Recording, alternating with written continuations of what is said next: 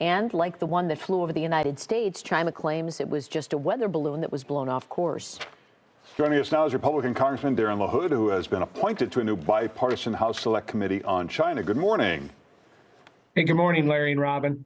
We certainly want to talk to you about that. But first, what do you expect or what have you heard that we have gotten in the way of anything from this balloon so far in its retrieval?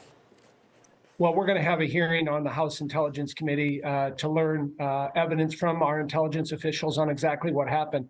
But I think many of us in Congress in a bipartisan way are concerned about the Chinese violating our sovereignty, violating our airspace, and having this balloon kind of leisurely go across really strategic areas of the United States. We have as it's been publicly reported, particularly over Montana, nuclear sites there and also air bases. And so, again, the Chinese have not been upfront and honest with other things they've said in the past. I think many of us are weary of what they were doing with that balloon and frankly, them not being upfront with the United States.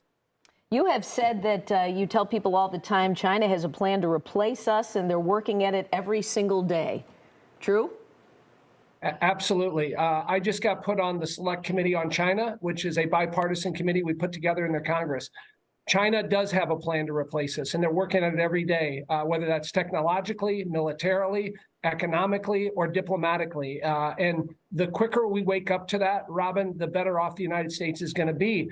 And so China abides by a different set of rules and standards that every other industrialized country in the world does.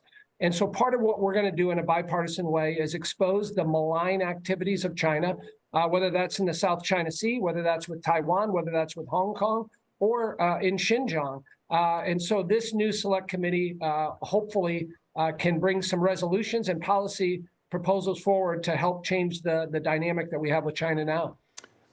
Hasn't this been going on for a very long time, though? Corporate espionage and cyber spying. What have we been doing up to this point of a bipartisan Select Committee? Well, a couple things, Larry, that I would just mention. Let's also not forget who Putin's #1 ally is in the war with Ukraine. Xi Jinping of China calls it an unbreakable bond with Putin, who is a war criminal, in my view. He invaded Ukraine in an unprovoked, illegal way. And China is their #1 ally, by the way, along with Iran and North Korea.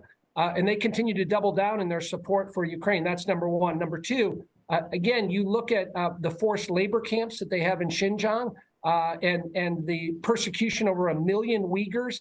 Again, they continue to engage in this type of activity. You're correct, Larry. It's gone on for a long time, but we're at another level now where the Chinese have really upped their game in terms of this kind of quiet war with the United States. And so we believe now is the time to have the Select Committee in place and work in a bipartisan way. And the last point that I will make, Larry, is this is not a Republican or Democrat issue. This is an American issue for our future. All right, Congressman LaHood, we appreciate you joining us. Thank you very much. Thank you, Have a good day. Congressman. You too. It is 7:08. Someone